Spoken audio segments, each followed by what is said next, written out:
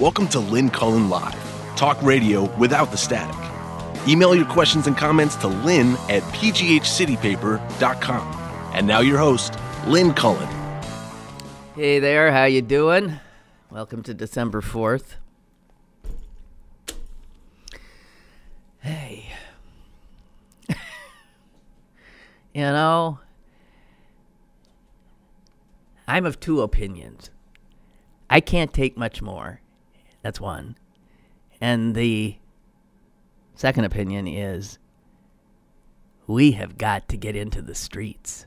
The resistance has to reawaken in a much more public fashion. Now, those two things don't go together, because if we do what I want to do, which is cover my ears and curl up in a fetal position, then we're not doing our jobs.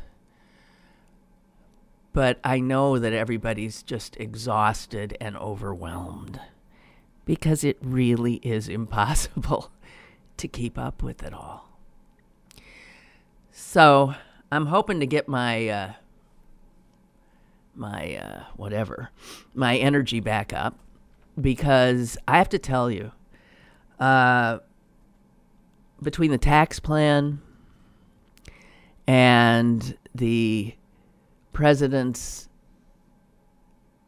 continuing to deride and undercut the chief law enforcement and intelligence agencies of this country, and this is a guy who says he's law and order president, and then he goes after, denigrates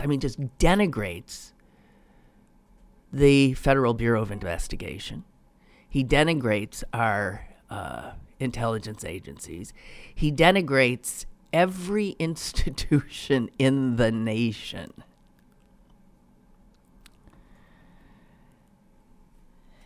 And I really do feel that we are in such jeopardy that the inclination is to just literally not look. You can't take anymore. You want to live your life. You want to feel happy again. But my God, we need to be in the streets. And maybe the first obvious opportunity to take to the streets will be if the president dares to fire Mueller or pardon Flynn. I don't know. But if there is not that kind of just huge numbers, millions of Americans in the streets all over the country in protest, then we've lost. It's over. It's gone. The country's gone. That's my happy take. I have a few okay things before we get into the horror, because the horror is inevitable with these shameless Republicans. Don't ever anybody again talk to me about, well, Susan Collins, well, John McCain. They're reasonable people. Every stinking one of them voted for this tax bill, which is, it's not a tax bill. It's partially a tax bill. It is obscene. It is obscene. It is obscene in the way it was drafted, if you can call it drafted, when people are voting on things they haven't even seen, with like scribbles in the side, last minute input from lobbyists here, and somebody give away something to somebody there to get them on board. A tax bill is the most consequential bill that can be passed, because it has an impact on our economy, has an impact on all of us individually, has an impact on social programs, whether they will be viable or whether they will die. It has an impact on literally everything. And Republicans are about to do what they've always, I guess, said they were going to, because they hate government. They're going to bleed it dry. And then, when they don't have the revenues coming in, they're going to say, we don't have the money. We've got to get rid of this deficit, which we've, of course, created. We've got to get rid of this debt. We can't fund health care programs for children. We don't have the money for these educational grants. We do not have money for Medicare, for Medicaid, for Social Security. Republicans, for almost 100 years, have been wanting to unravel every progressive piece of legislation passed since Franklin Delano Roosevelt on up. And they're in position to be able to do it by virtue of their power and their strength in numbers, in consequential positions. It doesn't seem to matter that most of the people are not Republicans. It doesn't seem to matter that most Americans disapprove of what they're doing. It doesn't seem to matter. Our system doesn't work anymore. It's that corrupted. I thought I was going to start with something light. What happened? Oh, I know. I got it. I do. I have it.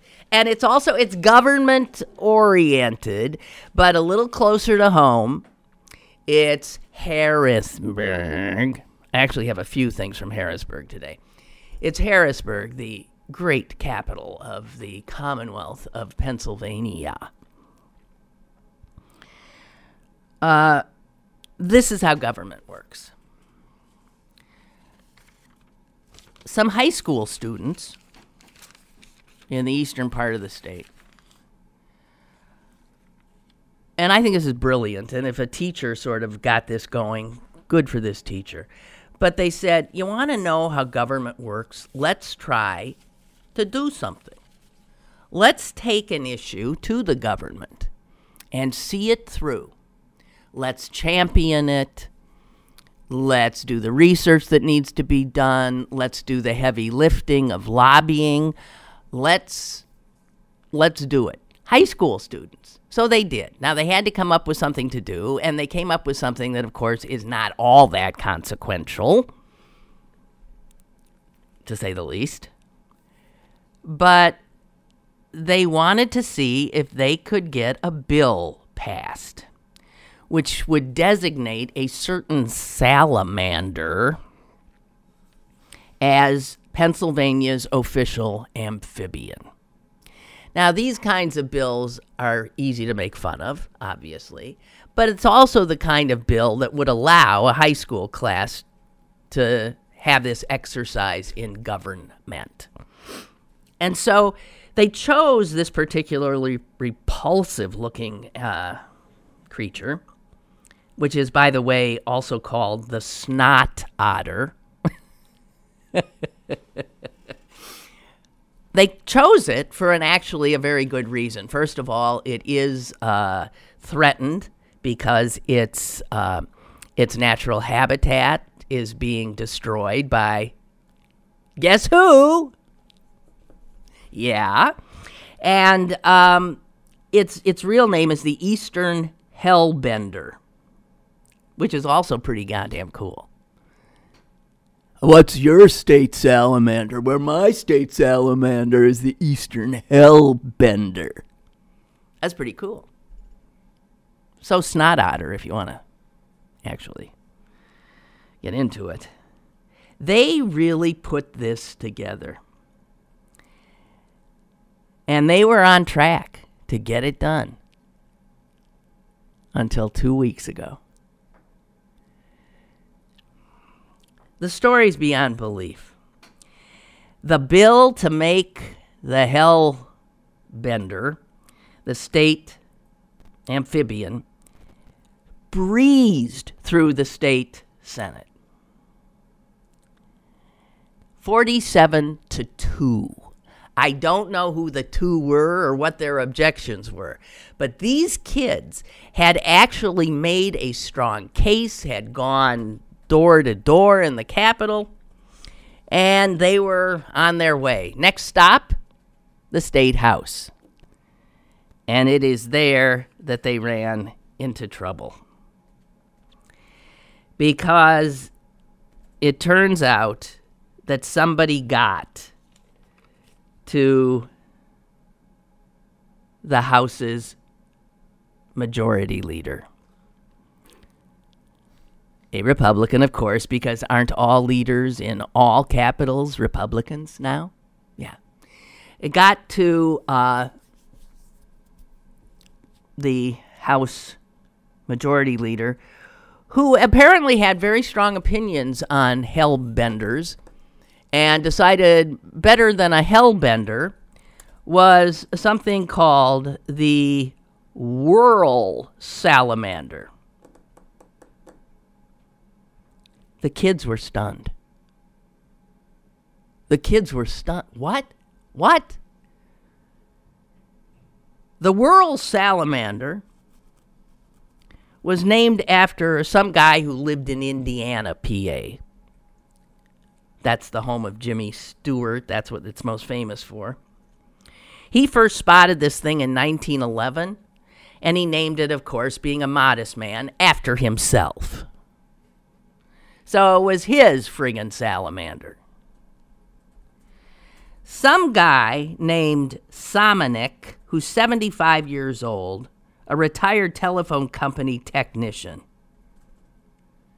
For how the hell he knew that this salamander bill was getting itself, through the state legislature, but he decided it had to be stopped because he's from Indiana County. And Indiana, PA could use a little bit of a boost. So having a salamander that comes right out or was discovered there was pretty important to him. Like, yes, that would make a great deal of economic difference for Indiana, PA. So he comes in and bends the ear of the majority leader, who just happens to come from those same environs.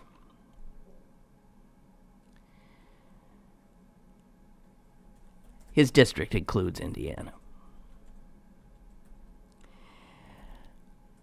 Did he care that he was going to dash the dreams, potentially, of these fresh-faced high school kids learning how government works? Hell no. Here he's quoted, Skolnick, the guy, is saying this.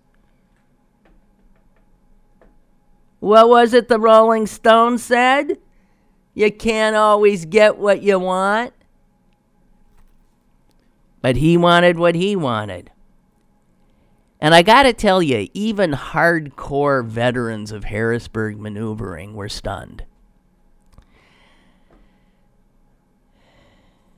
Because they said, this is the kind of legislation that generally does not encounter this level of last-minute just torching of something that was going swimmingly, pun intended. By the way, do you know what our state beverage is? No, it's not Iron City. It is milk. It's milk. Our state animal is the white-tailed deer. But as legislation goes, this kind of thing should be relatively easy.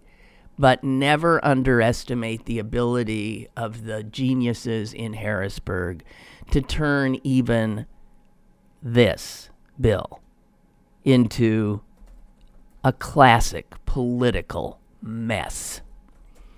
And so, here it is, nuts and bolts. The lesson the high school students thought they were going to learn. This is what their teacher was hoping they would learn. That anyone, any citizen, can change a law through hard work, careful planning, and doing it by the book. That's not the lesson the kiddies have learned. What they have learned is actually a more realistic lesson on how the political system actually functions. That people in power, that somebody who has the ear of somebody in power can turn something right around, just like that. So never mind that it passed the Senate 47-2. Clearly, in the House, it was in trouble.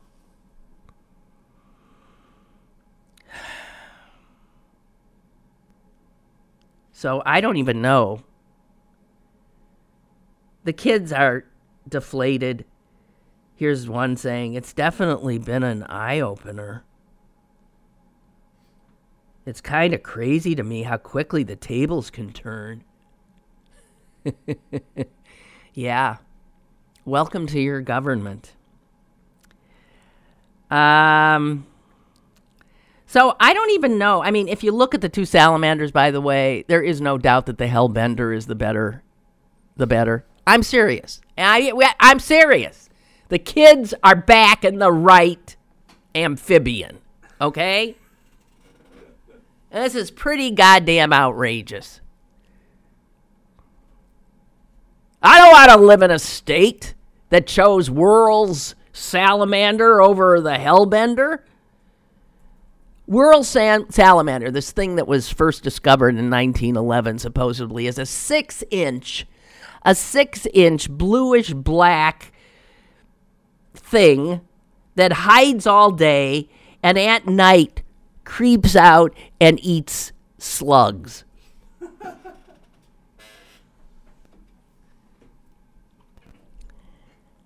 Now, I give you the eastern hellbender, also known as the snot otter. Granted, it ain't purty. I guess that's how it got its name. Somebody said it looked like a big brown, weird, wet sock with eyes. That's actually a very good description of it. The eastern hellbender ain't no 6 inches. It's a heavyweight. This guy grows to 29 inches long. It crawls on the bottom of cool, clear mountain streams. One of the reasons it's in jeopardy, because clear mountain streams ain't what they used to be, since frackers can dump. Right?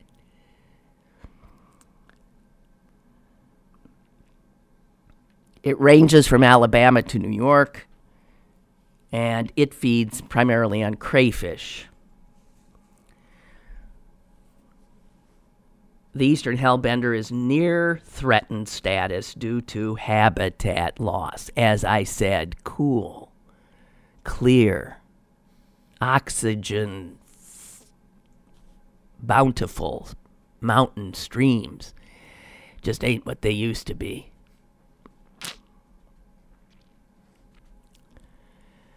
So, the main sponsor of the hellbender bill in the state Senate is a guy named Gene Yaw. I'm not sure who he represents, but he says it is the perfect choice for state amphibian because it needs clean water, and it makes it an ecological canary in the coal mine. That is correct. Nothing similar can be said about the Whirl salamander, the little 6-inch scaredy cat that isn't even living in the water.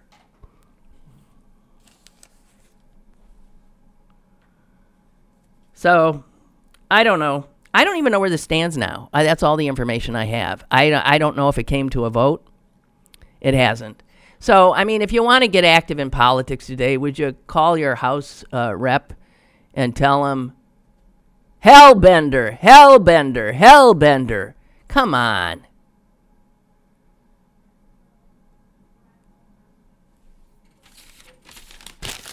Oh, the jerk who threw the wrench in the works here, this Skolnick guy from Indiana, PA, who whispered in the the House Majority Leader's ear. He's now saying, well, I might be willing to compromise. Thus, the students getting another lesson, right? The compromise he is on, because how can you compromise? You either have this or you got that. No, he's figured out a compromise because that's the way things work. He said, how about this? I'll let you make the hellbender the state amphibian, but we're going to have a new designation because the world salamander is going to be the state salamander.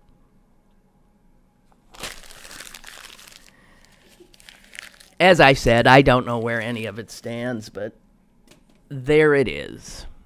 Your government at work. You know, I really wish they'd stick to this kind of thing.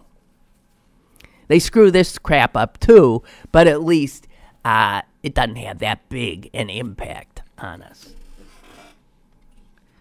By the way, that story was a front page story in the Wall Street Journal over the weekend.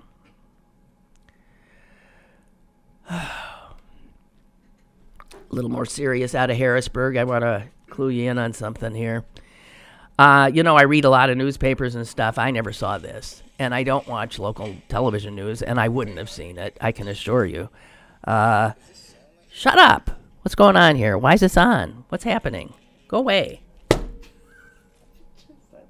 What? I don't know. What? Okay, never mind. I got it. Just do this. I got it. I did it. All right. Okay, also happening in Harrisburg today, ladies and gentlemen, the state Senate, after being in the right for once with the salamander issue, is now looking at a bill that is said to be one of the most restrictive abortion measures in the country. And this baby looks like it's going to pass much easier than the salamander bill.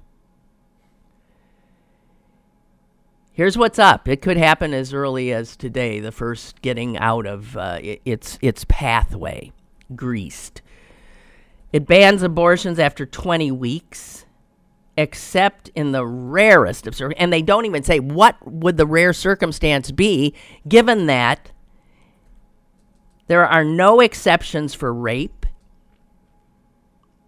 no exceptions for incest, no exceptions for the health or tragic fetal anomalies. You carry it, you birth it. They've decided. Or they want to, in Harrisburg. As for the woman who carries the fetus, she doesn't have anything to say. It would ban one of the safest methods of second trimester abortions, which would put women at risk without a doubt. The momentum on this bill, I am told, is growing, and the House Health Committee is expected to vote on it as early as today. If it passes through the committee, which it will, it moves to the House floor, where it will probably go through too, because Democrats don't vote.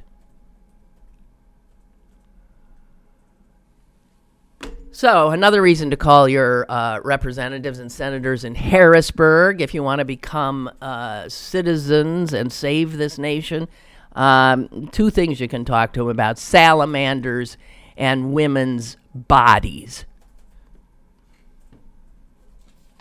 Man, yes. Why did I say man? Because I'll tell you, as a woman, I am so sick and tired of men deciding what's going to happen with my body. They don't do that with men. I'm sick and tired of them pawing women and then deciding what goes on in their most intimate parts. I am so sick of them.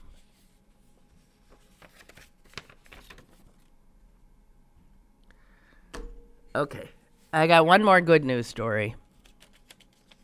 Oh, I know what happened. I lost my mail for some reason. Okay, I don't know how to do... What the... Excuse me, I'm so sorry.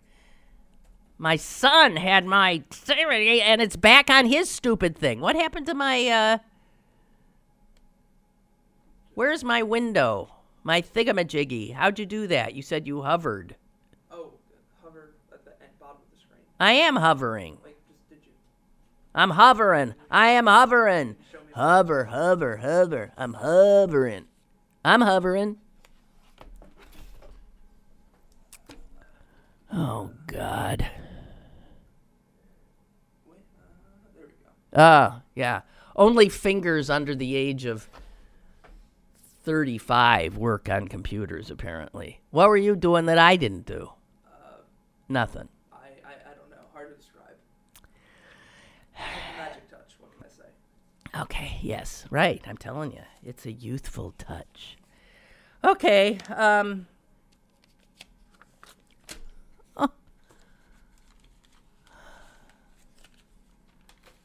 Here's a good story. It's the only one I got left. It's a good story. Every day when I drive here, I do the Boulevard of the Allies, and then I turn to 579, which of course then connects to 279 and then to 79. And it's this crisscross of ramps and concrete. I don't go on to 579. I just take that and then immediately zip off downtown to here. We are all aware that so-called urban renewal in the 60s and 70s totally destroyed whole wondrous neighborhoods. East Liberty, the Hill District. People were literally, things were bulldozed so that some pipe-smoking academic types could come up with, oh, and this will work, and we'll do this. We'll have that, and this, and this. And it wasn't enough that they wiped out the entire Lower Hill District, right? To build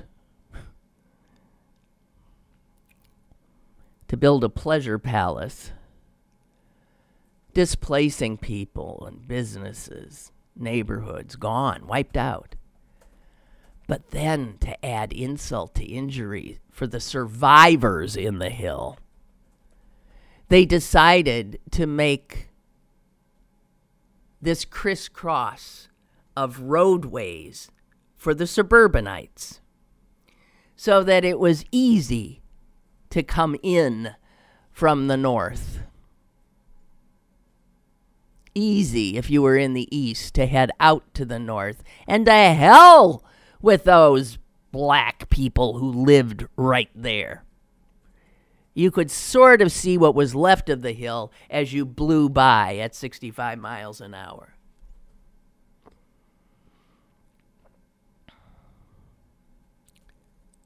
I once interviewed a man he's revered in urban architecture circles. His name is David Lewis. And he once said to me that when he happens to find himself on 579 or in that area, he literally gets sick. Because what that web of concrete did was prevent people who still lived in the hill from getting down to get. How do you get to down? How do you cross that concrete jungle if you live in the hill? How do you get downtown? I have seen people walking on what looks like very dangerous places, clearly trying to navigate that. They have been sealed off. It's like a concrete wall was built saying, you guys, you stay out. Insult to injury. So the good news is, and I was just thrilled to read it in the paper today, that we are going to build a park over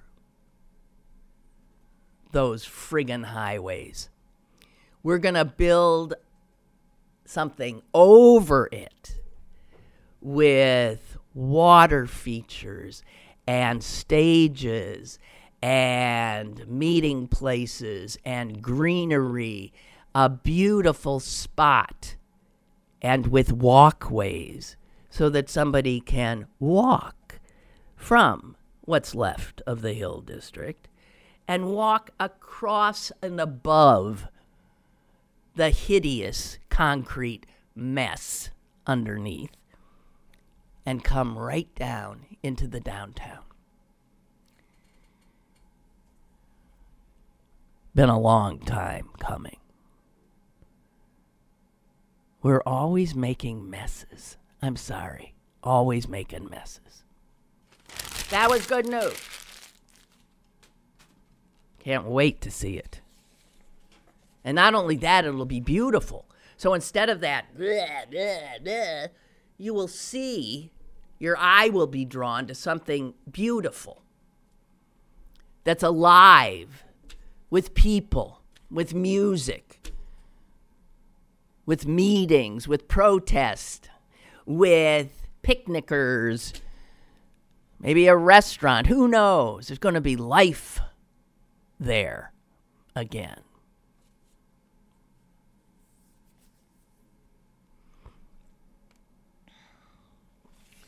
Dorothea writes, I agree with you. We may have to take to the streets. Not may. It ain't may. Gotta. But unless we take to the streets and physically storm the front doors of the White House and throw the SOB out of there, I don't know that a march is all that effective. I'm not even talking about marches. I'm not talking about marches. I'm talking about taking the streets. I'm talking about a bunch of angry revolutionaries taking the streets.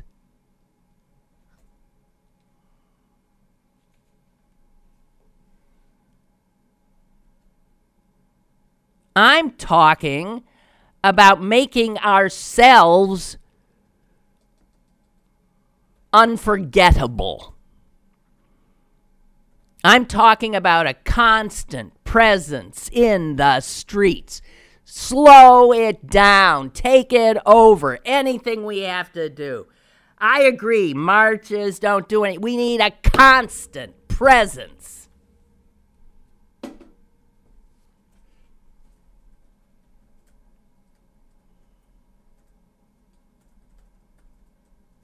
We just got to.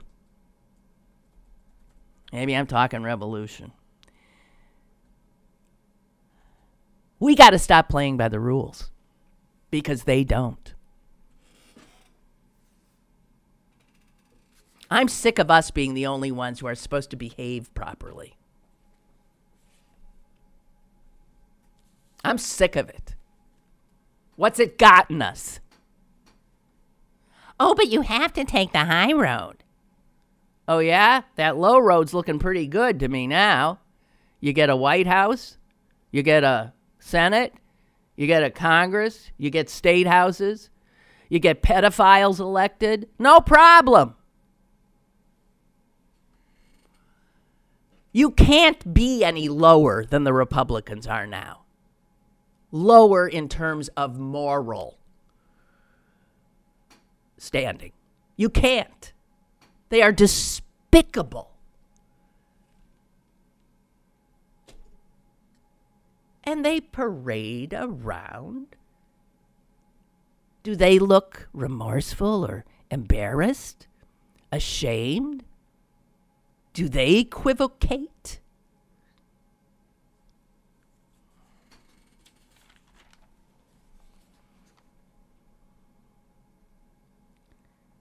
Front page New York Times today, Republicans are preparing to use the swelling deficits,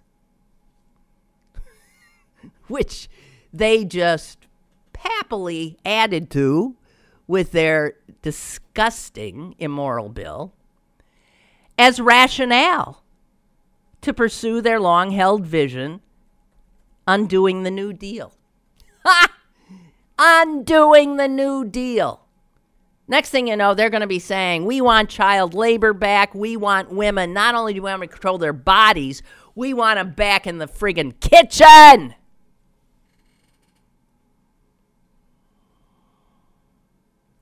Speaker Paul Ryan and other Republicans are beginning to express their big dreams publicly. As I said, shamelessly, publicly, vowing that now they will move on to changes in Medicare and Social Security. These men, and they mostly are, white men, mostly are,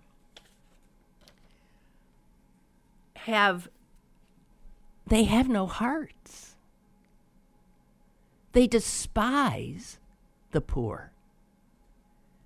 They look at them as something. I mean, this is like the kind of, like Marie Antoinette-ish, let them eat cake kind of stuff that you would expect in a country that was that lost, where just a very few royals up here owned everything, did everything, and the whole huddling masses beneath them were not even human.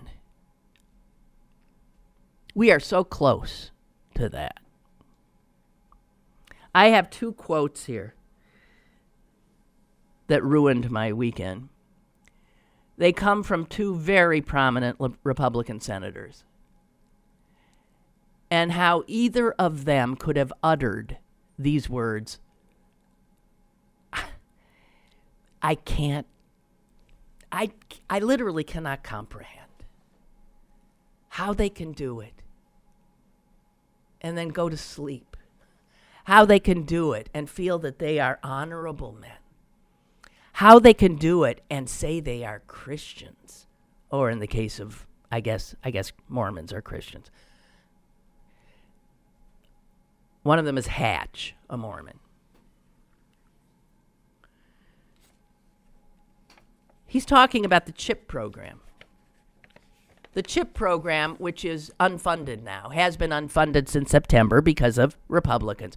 The CHIP program, which provides health care coverage to millions of children from poor families in this country. Millions of poor children get health care because of a program the Republicans have let languish. States oversee the CHIP program, but they rely on the money coming from Washington. So now states are saying to the people who get CHIP, I'm sorry, we can maybe try to keep this afloat till January, which is just 3 weeks away. But after that, we can't fund this. So you and your children will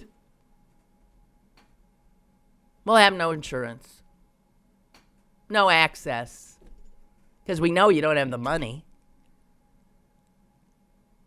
So essentially, what they're saying is, and excuse me, fuck those poor children, those millions of poor children. How do you live with yourself? Orrin Hatch, talking about CHIP. I have a rough time wanting to spend billions and billions and trillions of dollars to help people who won't help themselves, won't lift a finger, and expect the federal government to do everything for them.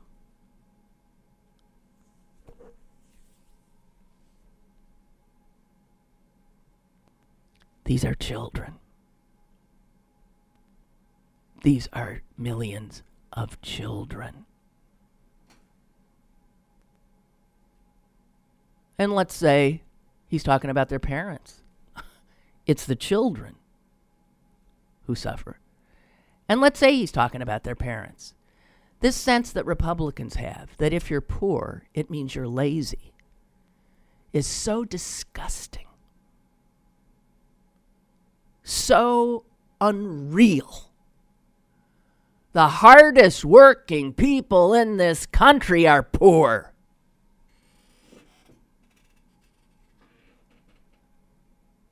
Republicans can't understand what I just said. What?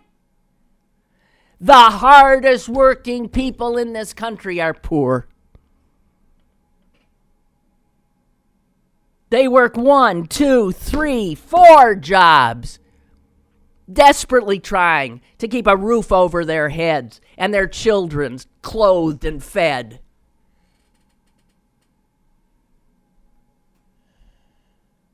They don't have benefits. These are jerry-rigged part-time jobs. Oh, the economy is going great. They have no access to health care or to good public education anymore. They got shit. And the Republicans think it's because they don't work hard.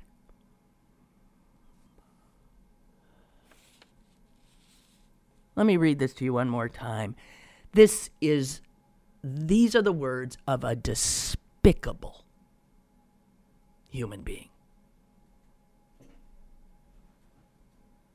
Anybody wants to suggest otherwise, come at me. Senator Orrin Hatch. I have a rough time wanting to spend billions and billions and trillions, as if chip costs that, of dollars to help people who won't help themselves, won't lift a finger. I want you to keep in your mind a baby. I want you to keep in your mind a 4, 5, 6, 7, 10-year-old. Help people who won't help themselves, won't lift a finger, and expect the federal government to do everything for them. Jesus! And to Chuck Grassley, this every bit as despicable. He talking about the tax bill these shameless, immoral Republicans just gleefully passed, giving unbelievable amounts of money to those who already have unbelievable amounts of money and sticking it to people who don't. Grassley, I think not having the estate tax, which only affects gazillionaires, I think not having the estate tax recognizes the people who are investing, as opposed to those that just are spending every darn penny they have, whether it's on booze or women or movies. Okay, I just want you to understand how Republicans look at us. They think that if you don't have tens of thousands of dollars to stick into the stock market, that you're a lowlife who's spending your money on booze, women, and movies. It never enters their thick skulls that people don't have money to invest. because they're paid crap at crap jobs with no benefits. That they are working their tails off trying to keep themselves and their children above water. And these Republicans, Senator Grassley, Senator Hatch, and every other Republican senator who voted for this shit,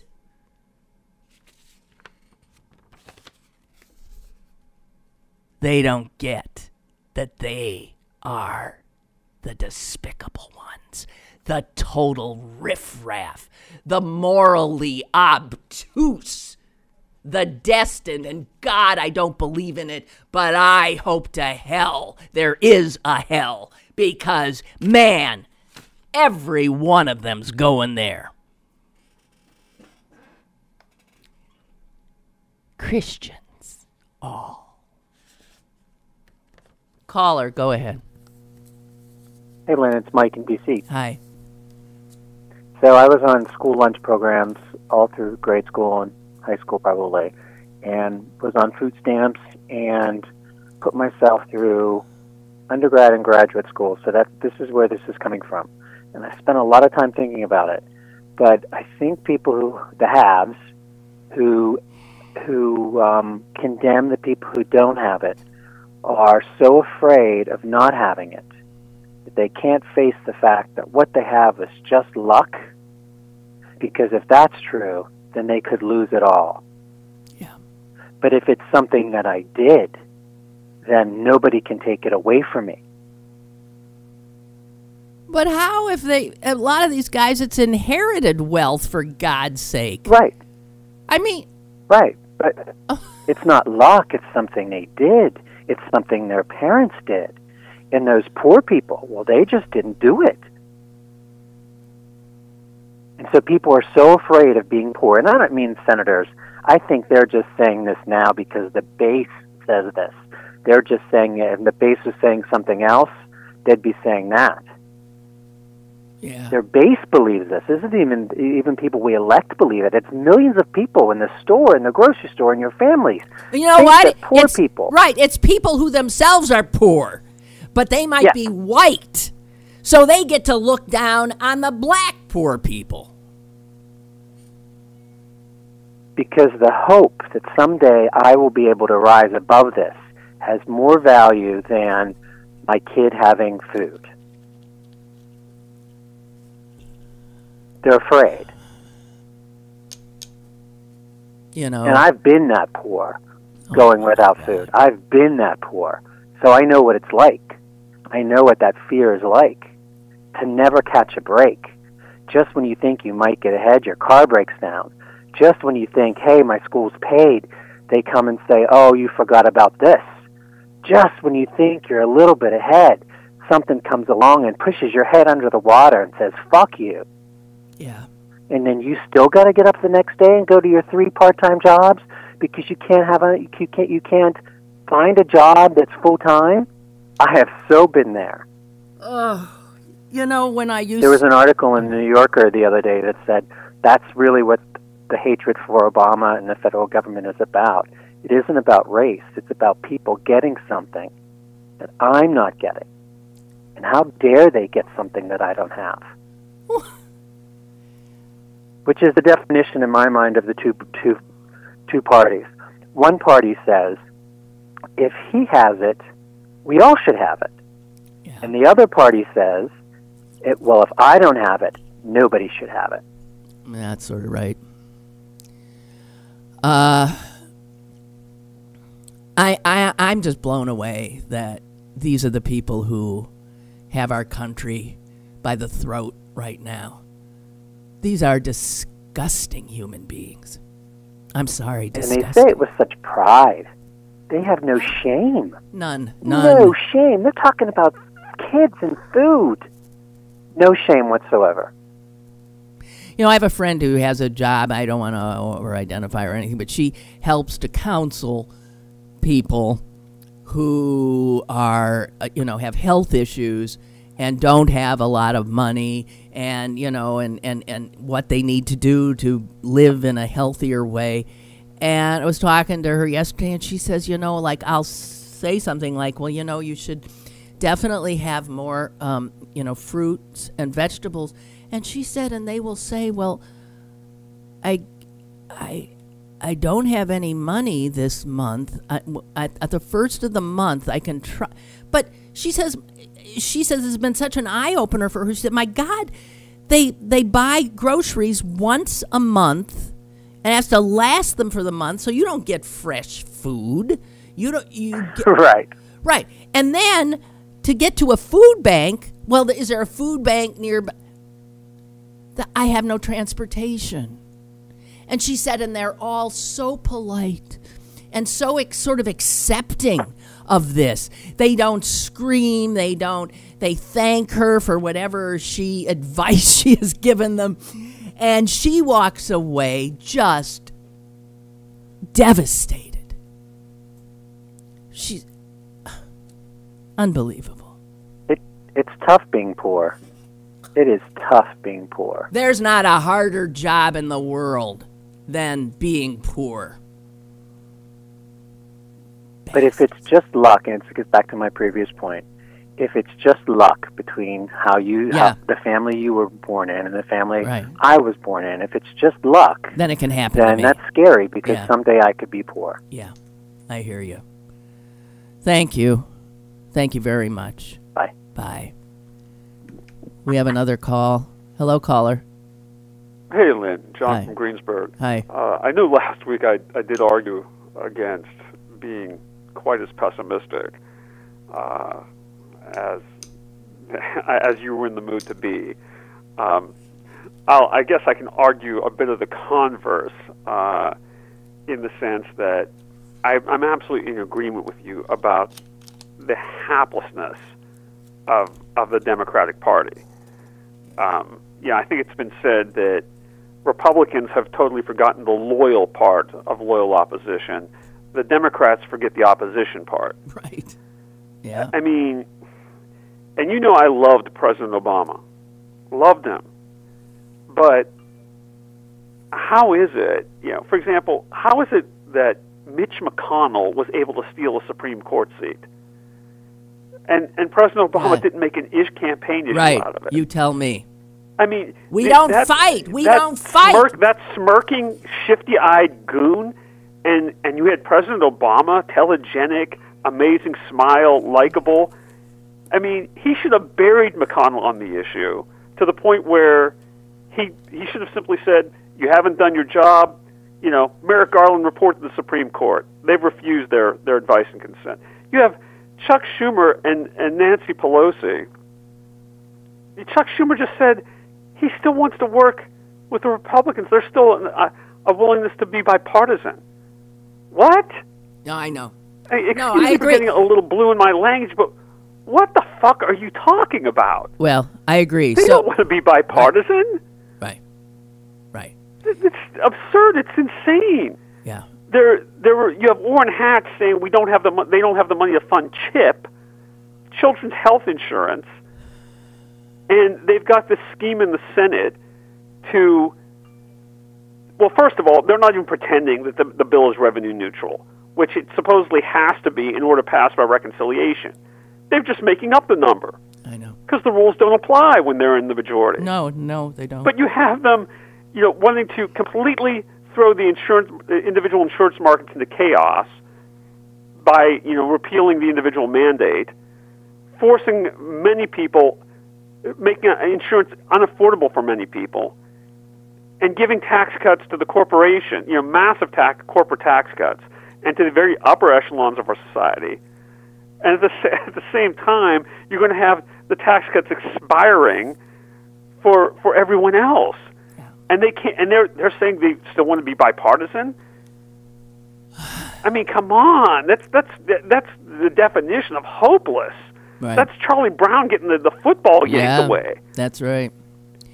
I mean, I think the best line I saw about that was that you're not even coming to a gunfight with a knife. You're coming with a handshake and a smile. Right. You got it. that you got it, and that well, okay, glad you're back on the right side. Well, no, I mean, look, the hopeless everything side. has to be done to oppose this and to gum up their works. I mean, we have to understand also that Trump is irrelevant to their pathological tax bill. Any Republican president would pass this. The only hope of avoiding this would have been to have Hillary Clinton in office. That's all, or to deny them a Republican Senate. That's all. But it's just we're going to have to work around the Democratic Party. We're going to have to work around the leadership. They don't get it. No. I think even in certain ways, Barack Obama didn't get it. No.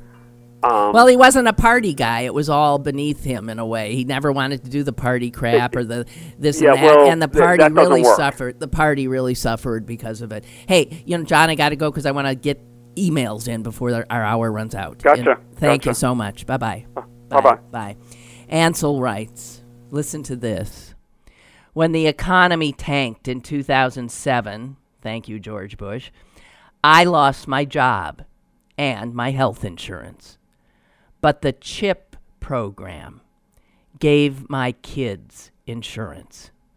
As it turned out, I only needed CHIP for 4 months, but I was glad it was there when my younger daughter broke her ankle.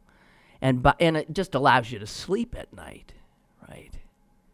And by the way, CHIP is not free, but the premiums are greatly reduced.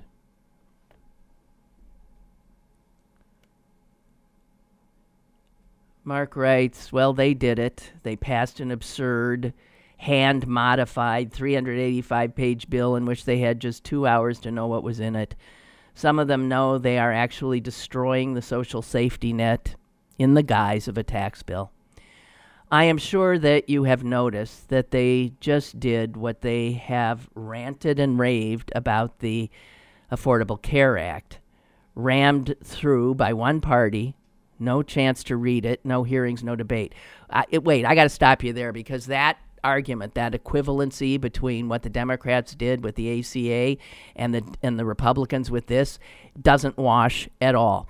The ACA, there were, I don't know how many millions of hearings, open public hearings held on that bill. People testifying. Questions asked, all kinds of open conversation about it.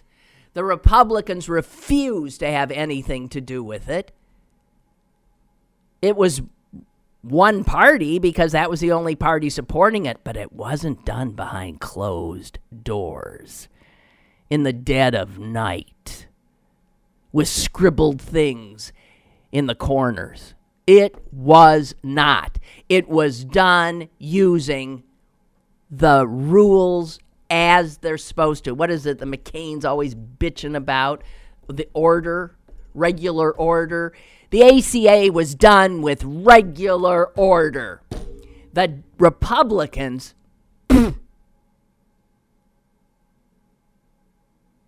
few of them disappear and close the door. And that's it. There's no equivalency. The only equivalent is that each measure passed without votes from the other side.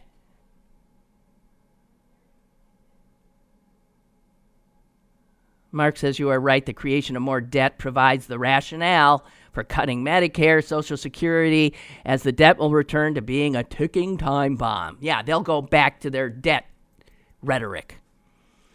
And these guys know the Democrats will be left to be the responsible ones and actually clean up the mess. Democrats are always elected to clean up the mess that Republicans make of the economy.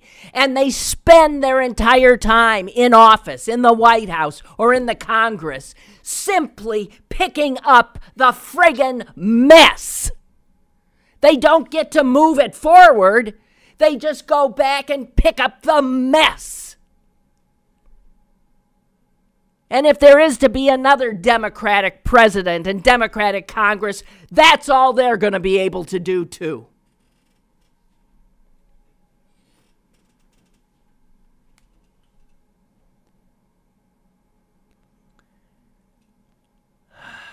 And all this done by the followers of Jesus.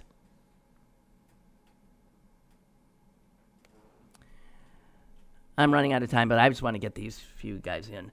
Roger writes, remember my email last week about my favorite sister saying she couldn't vote for Hillary because she didn't leave Bill? The one you wanted to be left alone in the room with so you could beat her to a bloody pulp? Well, I've done a lot of thinking about that ridiculous conversation. If the situation was that two candidates were equal sexual assaulters, but you voted for one because the other is a sexual predator, I would say you're using a double standard, right? Using the same reason one way. Regarding Hillary, her husband was a sexual predator. By not voting for her because she didn't leave her sexual predator husband to justify voting directly for a pussy grabber seems like a triple standard. Huh? So you vote for the guy who is a proud sexual assaulter because the woman who was the other candidate didn't leave her husband.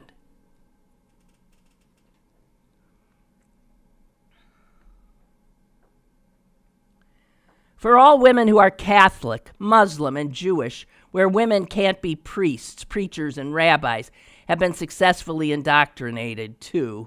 Yeah. Women against women against women. That's a big problem. Thank you for pointing that out. Something we should talk about sometime. Henry, I caught Face the Nation yesterday and John Dickerson interviewed Mitch McConnell. I'm paraphrasing, but McConnell said, we're all about changing the face of America. This is about the citizenry choosing the kind of America they want to live in.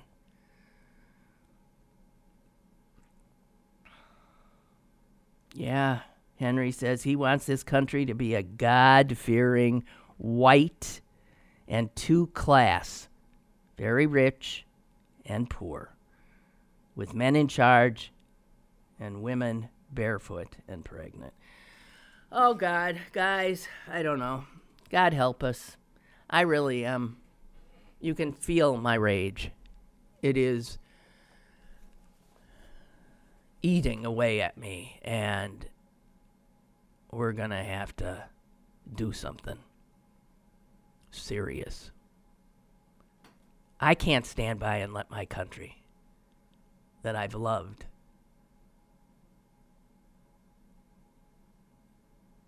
be taken away. And these SOBs are doing just that. Openly. Gleefully, resolutely.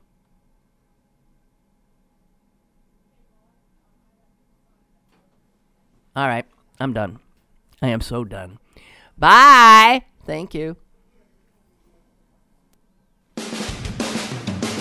Lynn Cullen Live, Monday through Friday from 10 a.m. to 11 a.m. and archived at pghcitypaper.com.